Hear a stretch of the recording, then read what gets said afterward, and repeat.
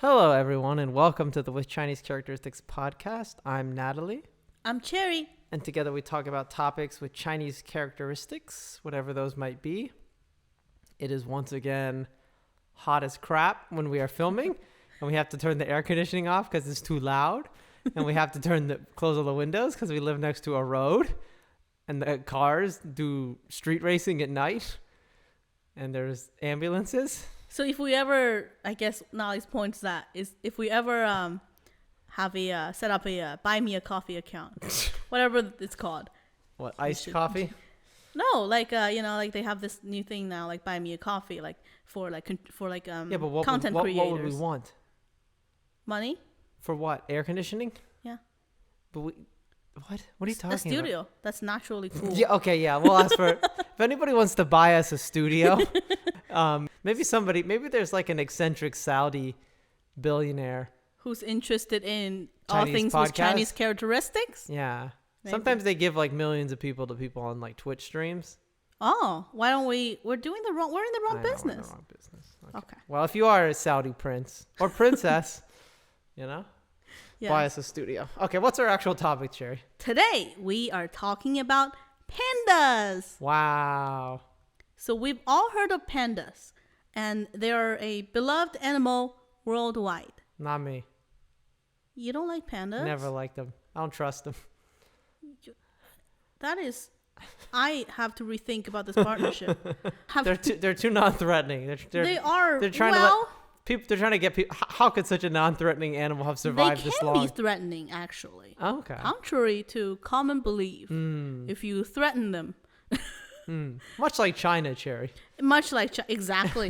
So even if you haven't visited a zoo and observed one with your own eyes, you would have seen pictures, adaptations, animations of pandas everywhere. Mm-hmm. Living in America, you can't go 2 blocks without seeing a Panda Express. So I think it's fair to say that they're everywhere. Yeah. But the celebrity status of the panda is a relatively new phenomenon in the grand scheme of history. Pandas have been around for millennia, living in the southwest regions of what is China today for a very long time. That predates all of the Chinese dynasties we know about and talk about on this podcast. More than 5,000 years of pandas. Right? But they have never been mentioned or depicted, directly at least, that we know of, in traditional Chinese art. Wow. Hey listeners, Cherry here. Just want to add a disclaimer as I am editing this episode and did not want to commit crimes against panda history. There is no art form before the 1800s of which I am aware of that depicts a creature which can reasonably be described as a panda. However, there are actually references of what might be pandas in ancient Chinese literature. For example, the creature named Mo or Pixiu, though it is currently a matter of debate. The way these animals are described, they don't really fully match up with pandas as we know it today. For example, Mo is described to have black and white fur, but also have a long, flexible snout and the ability to eat metal. I believe it is yet to be determined, so I think it's fair to say in ancient times, panda was not a famous animal in China by any means, nor did it carry much symbolism in traditional Chinese culture. After all, it's not even on the Chinese zodiac. And it's not like Chinese people don't like to draw pictures of animals or nature, right? Because we do. Even made up ones. Yeah, and there were all sorts of fantastical or real-life animals in paintings, written about in books, but still, the panda, even with its striking appearances and adorableness, only became well-known in China after the 1950s. How could something the masses of China didn't even know about before the 1950s rose so quickly in status and became the national symbol? And as a comparison, to put it into perspective, we know of the history of dragons, for example, which is not a real animal, but the Chinese dragon long, it was everywhere all the time. Yeah. In Chinese mythology, Chinese folklore, and it has strong symbolism associated with it, much like panda today. It's got mystical powers, it's got strengths, and all Chinese people were the descendants of dragons, because, I'm a descendant of the dragon. Wow. Apparently. And there's a Chinese saying, I'm honored. among many others, people will say, like, hoping one's son will become a dragon, hoping one's daughter will become a phoenix. How did this happen to pandas? Yeah, because like tigers are a big animal too in Chinese Tigers mythology, right? Yeah. And And you have tiger paintings. so it's kind of crazy that. So we're going to get into that. But before that, as usual, let's talk about the facts, the children's version of, what a panda is. Okay, the children's zoology documentary. Yes, which is basically my understanding of it, given that I just, like pandas. They're fun. I've never seen a giant panda in person with my own eyes. I think I might have. I can't remember. Well, we could there are many zoos in America that have pandas today, right? Yeah. So, well, depending on how this podcast goes, maybe we'll go. If you sell me on them. okay. So the giant panda has a few different names. Its scientific name, which I'm not going to try to pronounce, means black and white cat-footed animal.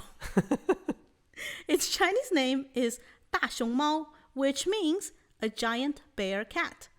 They have distinctive black and white coats.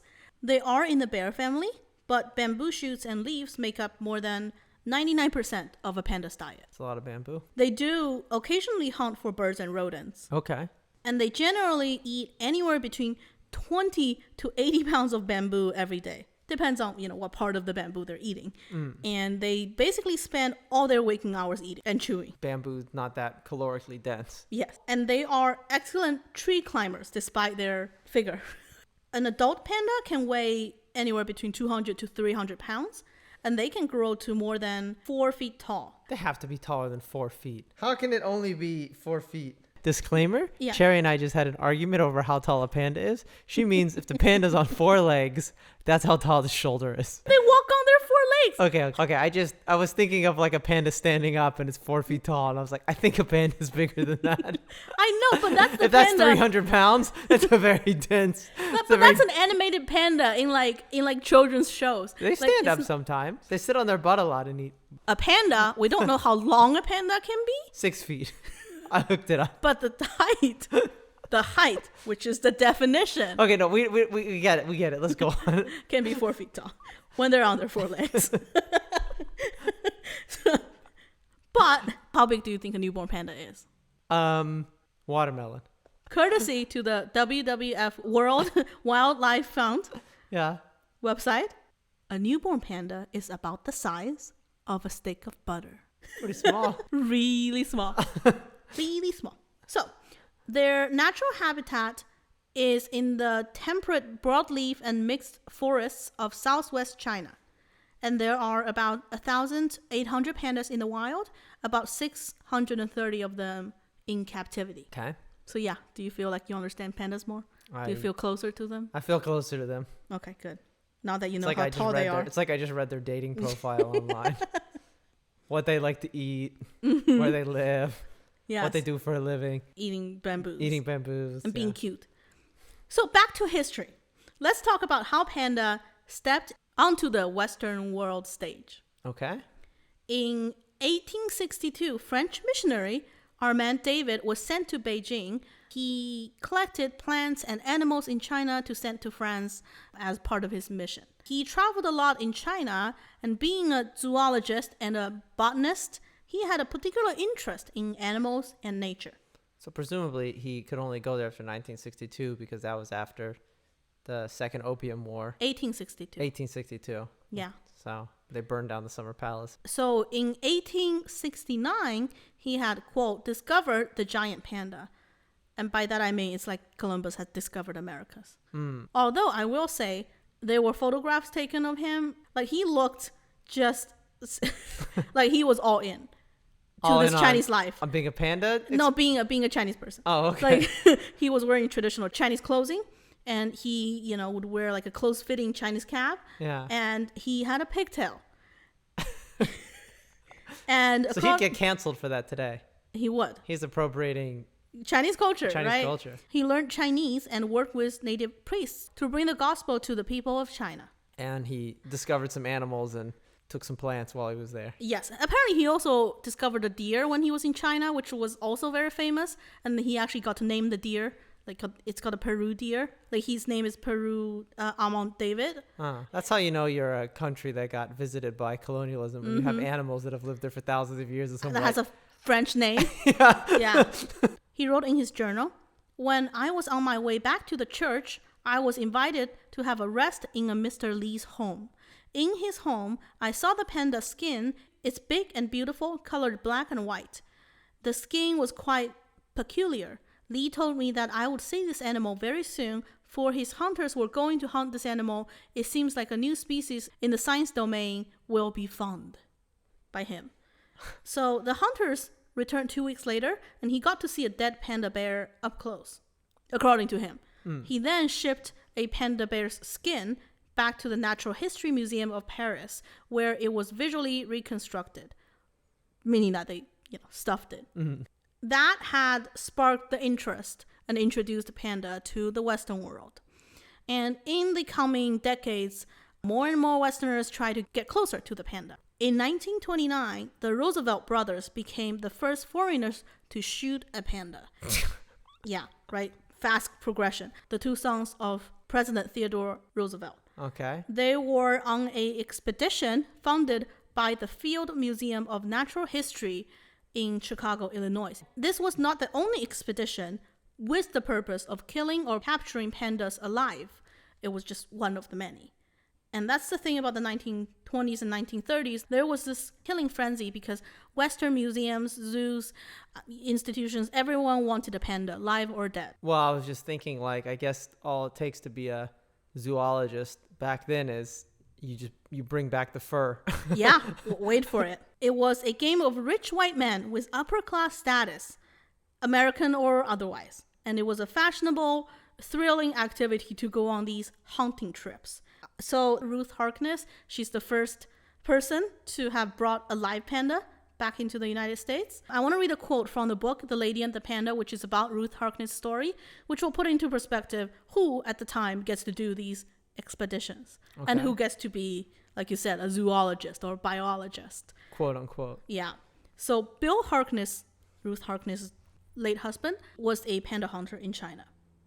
And she supposedly took on his expedition to fulfill his wish that he never got to achieve, which is to hunt a panda. So Bill Harkness' background and exploits had placed him among the elite group of the time, wealthy lads with a taste for adventure, a cocktail shaker in one hand and a pistol in the other, as comfortable in black tie as they were in field khaki. So this was a time when quote-unquote seekers in science didn't need to actually know science. And they didn't need advanced degrees or credentials. You know what this is like? Yeah. This is like Elon Musk and Jeff Bezos with their rocket companies. Yeah. Right? You just need to be rich. Yeah, you just need to be rich, and you can hire some and white and male, probably. Yeah, and get some go to space or whatever. It's like, oh, if you're rich, they'll pay you to go to China and shoot some pandas. I feel like at that time, class is also a big important thing. Yeah, but they're like, oh, we can't send working class people to get the pandas. They'll just go there and get drunk. Yeah. I mean, the rich people got there and got drunk too, but yeah. So amateur zoologists who were rich and maybe came from a good family had any kind of college education. Doesn't have to be in biology or natural science or whatever. You're a Harvard man, Sherry. You can figure out anything. So they would enjoy the privilege of connections with the heads of natural history museums and zoos, and therefore the people would go on these expeditions where not only they're rich themselves, but often their trips are sponsored by those institutions who wanted specimens. So it was a very exclusive club. So you're like, you call up the museum, you're like, I want to go on a vacation. Do you need any animals? Right? Yeah. I got money. Yeah. I know how to shoot. Oh, you want a tiger? All right, I'll go, to India. Oh, you want a panda? All right, I could see China. Yeah. So also at the time, Great Depression was happening in 1930s in America. And America needed distraction and entertainment in those gray, dark days. Therefore, the interest in zoos and exhibitions from the public actually only went higher during that. So it was not just pandas that were hunted. All exotic, by Western standards, animals were targets. And these trips were highly publicized in newspapers. The hunters, they would be called adventurers, contributors to natural science, brave men, all that. But in reality, it was raw exploitation and casual cruelty altogether.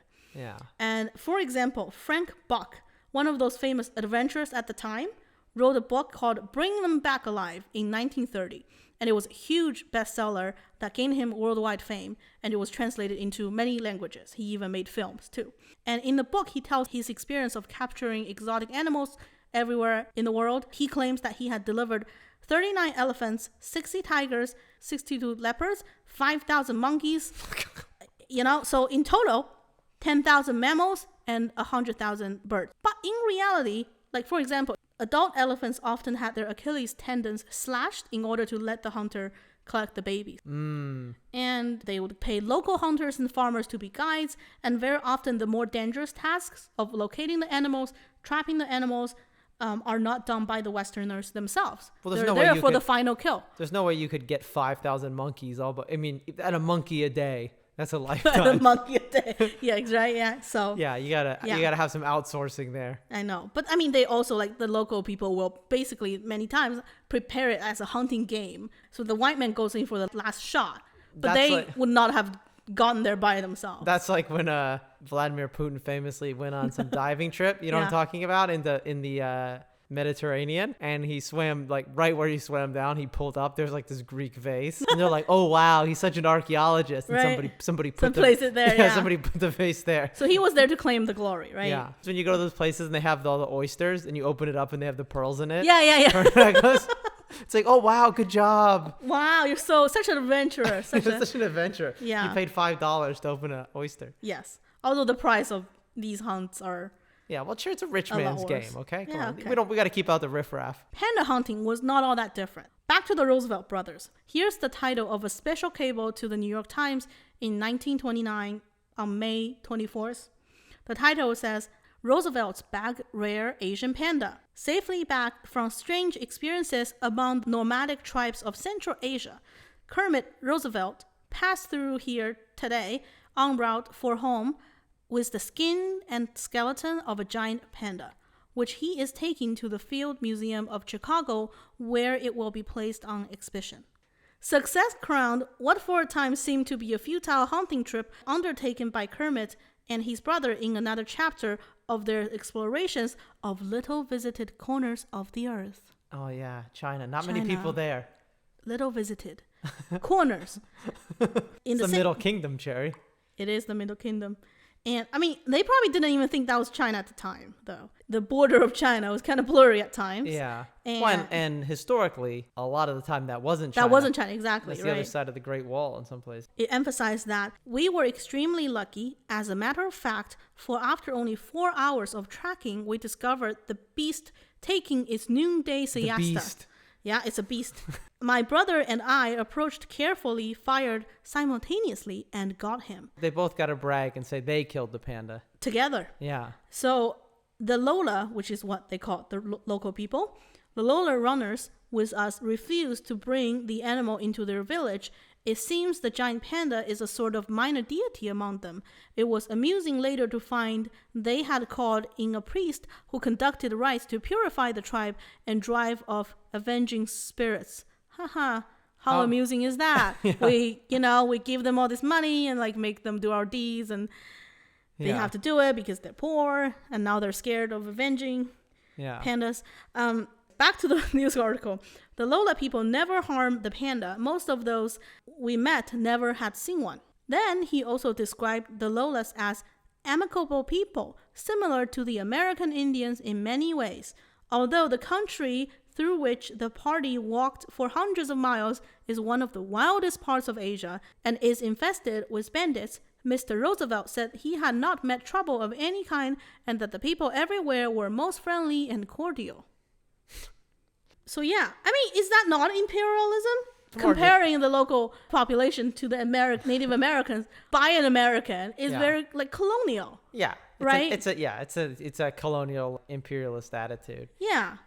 But I mean, it's kind of funny though. This is 10, 15 years after Ren Shikai, and like China has had battleships for like 75 years at this point, right? Yeah.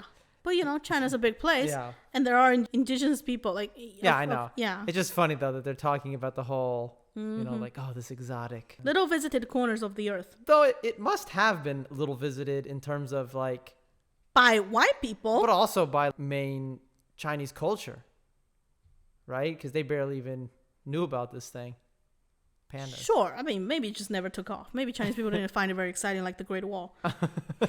It wasn't a hit.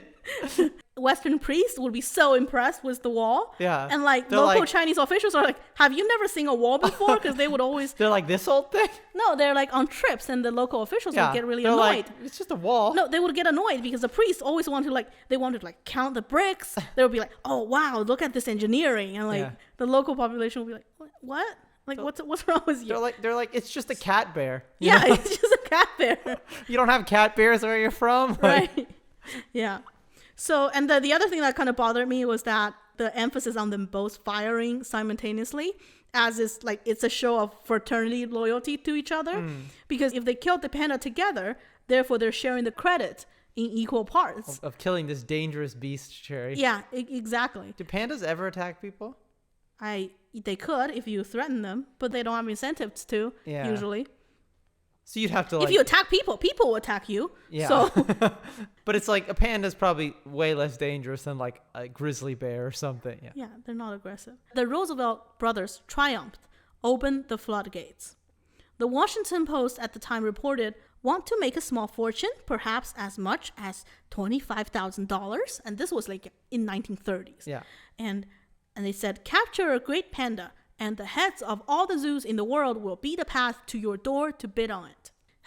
You know, at this point, there's no going back. There's no going back from this global interest and killing frenzy of this race to capturing or killing them. And the problem is obviously a live panda will sell more for sure, right? So they do have an incentive, but it's like a numbers game. In order to get a live panda, you have to shoot more pandas, and they're very bad at keeping the pandas alive at this point in captivity. Well, I was thinking about, because I guess I was going to say two things. One, it's kind of interesting because we think of the feeling of like, oh, Africa is like this remote place. But it seems like it was easier to go to Africa and get like a lion than it was to get a panda from China. There wasn't that many pandas to begin with. And pandas are very solitary animals, and they don't gather in groups unless they're in heat. You don't ever see like many of them together. I guess bamboo doesn't move. And the bamboo forest is very thick and stationary. Yeah, it's elusive, right? Yeah, Cherry was holding out her animal. hands to demonstrate how big a bamboo forest is. But if you've never seen one, it's like just poles for miles. It's really hard to, I mean, they're really, really thick. Yeah. And I guess it doesn't move. So the panda, it is nothing else eats bamboo. So it's all the bamboo it can eat all the time. Yeah. The other thing I was going to say is part of it probably is for the zoos. It's like, yeah, there's pictures. Yeah, there's drawings. But it's like, if you bring back the skin of the thing, it's like, you don't really know. You're never going to get it exactly how the thing looks. Right? I guess not, no. Right. So, but if you have a live one, then that's obviously much, Bang for your buck. Yeah, it's a real thing, right? Yeah. Panda, hot commodity. Yeah. Live or dead. In 1936, Ruth Harkness, the lady we talked about, became the first Westerner to bring back a live panda bear, a cub named Su Ling, and who went to live at the Brookfield Zoo in Chicago. I feel like Ruth Harkness is a very interesting character because at the time, obviously, there's a lot of panda hunters. Well, her husband was one of them. Her husband was one of them. He went to China, and he didn't even get to the southwest region, and he died, I think, in a hotel in Shanghai. So he wasn't cut out for this life. He wasn't really cut off. And she was like, oh, what am I going to do, right? He was rich, and now she had inherited. And apparently one of the previous partner of her late husband came to her, be like, hey, I could go. I want to go, but I don't have the money. So, like, you could go with me and underwrite me with your husband's money. That had sparked her interest also as well, so that she's like, I can do this, right? Yeah. So her story has been told many, many times. And this is what, in the 1930s? This was in the 1930s. Okay. There are several books about it. The book I read was published in 2005.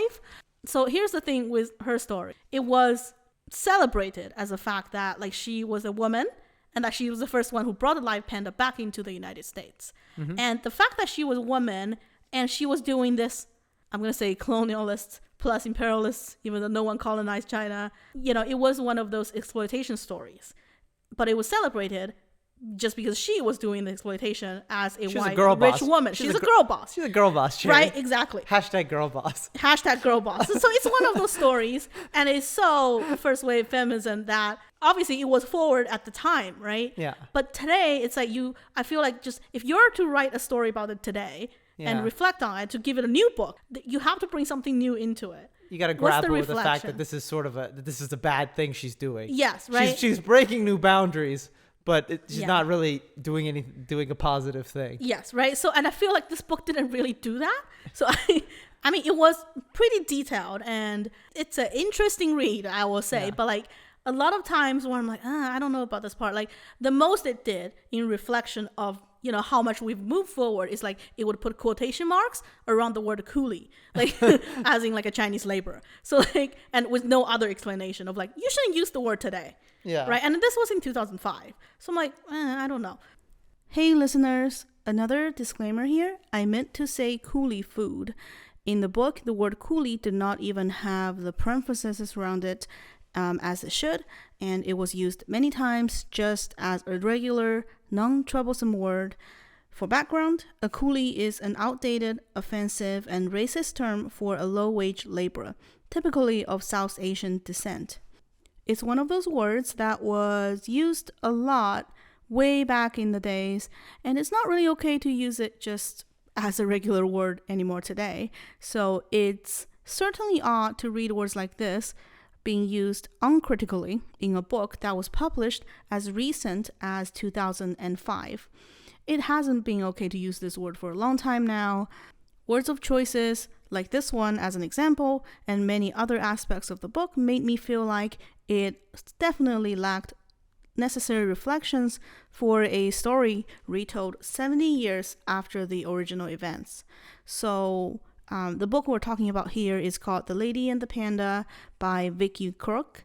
So I'm not saying definitely don't read the book, because I did, obviously. I just recommend reading it with a grain of salt and keep this in mind. At the time, this was a brave thing she was doing, a very privileged, right? But so she went to China, she hired local guides, she did what people usually do in order to seek out pandas in the region, and she supposedly fell in love with her Chinese guide, a Chinese man. Sleeping with the natives, that's what colonialists do. Right, but it was like hashtag girl boss. Freedom, independent choice. So maybe don't kick the microphones down. I know, I'm just wildly gesturing with my hand right now that you can see. But so she managed to get a panda cub, a little baby panda, and she named it Su Ling. The big thing in this book was like a woman's touch is that like an inspiration came to her, a motherly instinction, and she's like, I'm gonna feed the panda baby formula. Was she a mother? She doesn't have children. Okay, so I don't know, but you know what? Hey, we women, we're special. Her ovaries, we're just born to be mothers. Her ovaries told her that her ovaries, right? And it's like, and then the book made it such like a miracle, and no man would have been able to do that, and no one knew. What would you feed a little panda bear? It's like men don't understand that babies drink milk, right? They never would have guessed that. No, never. So, but she did bring it back. She was the first one. She did bring it back, and because it was illegal, right? This was all illegal, by the way. This was not a legal activity, but it was a chaotic time in China. So the boundary between what was legal, it's more like very blurry. If something was illegal, it just meant it was more expensive. Exactly, right? You had to bribe Same somebody. System today. Yeah. So it was illegal to export pandas. So she claimed that the panda cub is a little dog. So she managed to do it, and she brought it back to America, and it was I'm just imagining the biggest thing. I'm just imagining a panda with a dog collar on. She's like, "Oh, this is just my dog." Like, apparently, she held it like a baby and brought it to parties in New York, and like it was the panda that really enjoyed the upper class New York social scene. I'm sure they didn't find that disorienting at all or stressful. Yeah, right.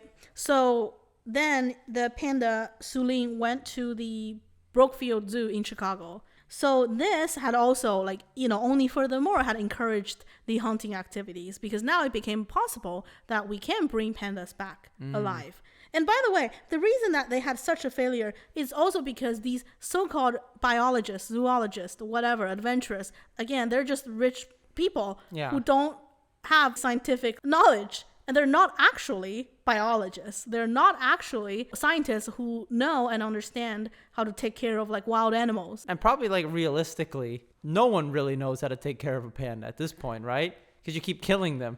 And like, Yeah. it's not like they're going there and observing these pandas in the wild No, it for wasn't years. about preservation. Yeah. There was no preservation efforts. It's about making a buck. It was about making a getting in the buck. newspaper. And, you know, bring an exotic animal back for like it's like a circus in town. Well, it worked. You read her book. I bought this book used, so I'm glad I didn't pay for it to begin with. It's, you know, it was a good effort. I don't know. But I mean, you could read the older stories of Ruth Harkness, like the ones from 1930s, the ones from like 1940s, so you would get the same version of the story. So that had further encouraged the interest. And now it seems hopeful that people can bring back live pandas to America. So Where they can live in misery for a couple of years and then die. Well. very soon, right? And later on, Ruth Imagine that panda in the Chicago Zoo in the winter. It was so sad, so cold. Reportedly, Ruth Harkness felt very sad because many other people are doing the same thing she was doing, but it's possibly they're also doing in a much more cruel manner at whatever cost of pandas' Well, they lives. don't have a woman's intuition, Cherry. They don't have a woman's intuition, and she apparently like captured another panda. She set it free back into the nature. So yeah, that's her story. And in 1938, Floyd Tangier Smith captured and delivered 5 giant pandas to London. And these 5 were the first on British soil, and they went to the London Zoo. Okay. But one of them, named Grandma, only lasted a few days. She was taxidermized and sold to Leeds City Museum, which is in West Yorkshire, England. Okay. And to this day, she is still on display to the public. And I have complicated feelings about that once again, because you and we've been to the British Museum. And I spent like all day there because every plaque in the Chinese section says Lord so-and-so donated at like, I don't know, like 1895 or So we were at the British Museum and I'm white and Japanese, and then like Cherry's looking at all these things looted from China, and she's like, she looked at me and I could like see in Cherry's eyes I looked like a combination of like a British or a Japanese, and she's like, I need some time. It was drilled into me by my nationalism education. She's like, I need some time alone. Yes. And then I had to leave. Cherry had to look at the stuff for a couple hours and come to terms with the national humiliation period. Right. And obviously there's arguments made against, and my rage might be, my feelings, right, is sort of drilled into me by my education. But I do feel like it is exploitation in many ways. Your education in China, in my education in China, Chinese my nationalism system. education. And I do feel like it is still exploitation, although some might argue if some of these artifacts had been left in China, then Cultural Revolution would come, and who knows what would happen. So we don't know that. But I will say, like, that when they say donation, it really means that they took it from China and they donated it to something that's not theirs. When you see like the giant murals they have that somebody chipped off a temple. Yes. Like, yeah, I'm sure that was donated. Right. Yeah. So, I don't know. It's complicated, right? It's not black and white, but it doesn't feel good. Yes. So back to the pandas.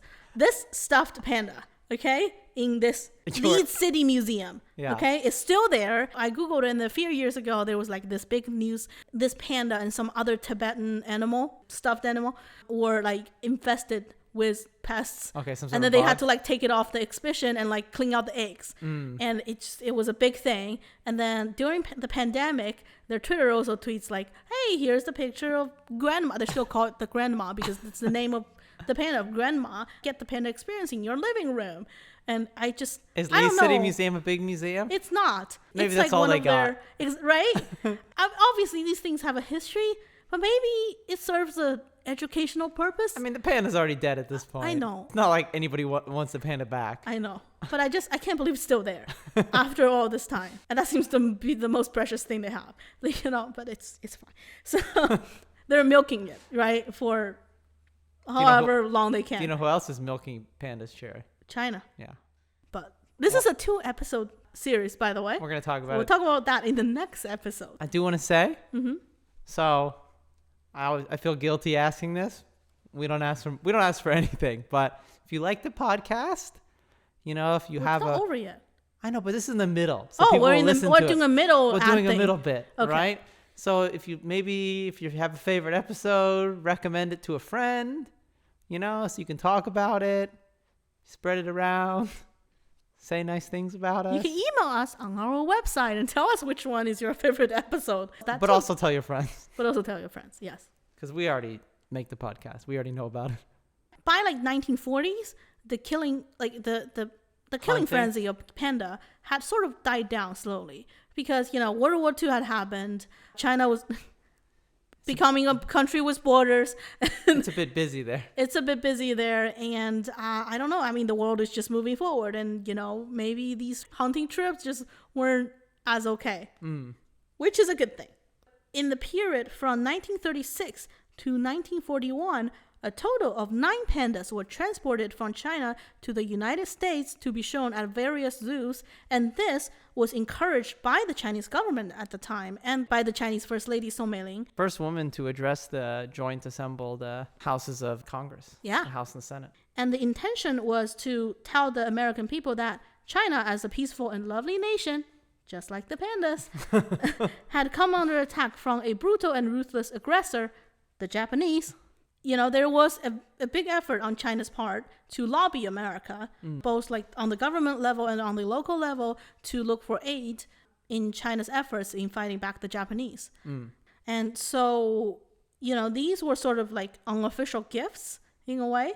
And that, I think, is the beginning of panda diplomacy, which obviously now we know is the efforts on the People's Republic of China's part. And it's very popular and well known. So we're going to talk about that presumably in the second episode. Yes. Of how China uses pandas to kind of influence things on the world stage. Yeah, what panda diplomacy is today. Yeah. And in the spring of 1941, one of the pandas previously transported from China, named Pandora, died at New York's Bronx Zoo. To fill the void, China decided to donate 2 more pandas, a male and a female named Pandy and Panda. Pandy and Panda. Okay, stop laughing. It's funny though. They clearly picked that which okay, can I just also say all these pandas that are a funny name. No, all these pandas born worldwide, they may still belong to China because China now has baked in the agreements on panda loans. Yeah. If the pandas reproduce overseas, we also own the babies. They all have Chinese names. There was the one in San Diego that was there was a naming competition, and a very Chinese name was picked, Zhen Zhen or Ping Ping or it's just funny. It's cute. It's cute. Who can hate on pandas? So Pandy and Panda, who would also serve as a token of gratitude for money. I mean, I guess not who would also, they do serve as a token of gratitude for money, clothing, food, and other assistance that the Chinese government had received from the United States via the organization United China Relief. And in 1946, this panda, I guess the one that doesn't have a Chinese name, called Miss Unity, Miss Unity was gifted to England to the London Zoo. So that actually marked the end of Chinese government exporting pandas in the 1940s. Pandas are in this modern day. It's like an animal that feels ethnically, it seems like it should have a Chinese name. The San Diego Zoo had this podcast reported on the naming competition for the panda. And the whole episode, the background is just this mystical Chinese music. And I was like, am I in a time machine or I don't even know. That's on the background. Weird. If you go visit China, that's just playing as soon as you get off the airport. As soon as you land. Yeah, so it's really weird. It's just, am I listening to the San Diego Zoo podcast in English? What is this Orientalism? On, a wuxia adventure. Yeah, right. So I mean, they're trying their best. They're trying to be culturally appropriate and diverse, I guess. So that marks our first episode of this 2-episode series, The Story of Panda. Well, in the next episode, we're going to talk about what happens to panda in China and on the world stage after 1949. So last pandas came to the U.S. in 1941 then, right? You said? Yes. Well, they must have really snuck those pandas out. Things were pretty rough in China in 1941. No, it was an official effort, and they didn't have that many in captivity, so it was seen as a very like great gift. But I mean, the entire coast was controlled by Japan, so they really must have smuggled those pandas out. Oh yeah, I don't know how they got it out, but Yeah. they did. Did the nationalists take any pandas with them to Taiwan No, in the rush? no, In the I don't rush to think take so. the jade cabbage and the meat-shaped stone. I think those are easier to transport, than a panda. right? Yeah. So what And a sad thing is that in early 1950s, all pandas in America zoos were dead, and they had pandas in like Chicago, the Bronx, and St. Louis. So it's just, if you were a panda fan in the 60s, you were out of luck. yeah. No pandas. You gotta wait until China opens up again. Limited edition. So what so they couldn't get them to have sex? I know that's a famous problem with pandas. You can't get them to have sex in captivity. Okay, so here's the thing about panda breeding. Okay. A common belief is that pandas are bad breeders. They're not bad breeders when they're not in captivity. They can't do it when someone's watching. No, but when they're in heat, there will be like plenty of mates to to mate with, where they congregate. And panda are usually solitary animals. That doesn't mean like they actually hate each other, but they don't live in a group. They don't move in a group. Okay, so basically what you're saying is it's like people, right? You put two people in captivity, maybe they don't get along, right? Yeah, but also the thing But if is, there's a whole bunch of pandas, they have a better chance of finding one they like. they're not like super great about it, like Yeah. more than usual. They're not like rats or something. They're not rats or rabbits, Yeah. right? But they're fine.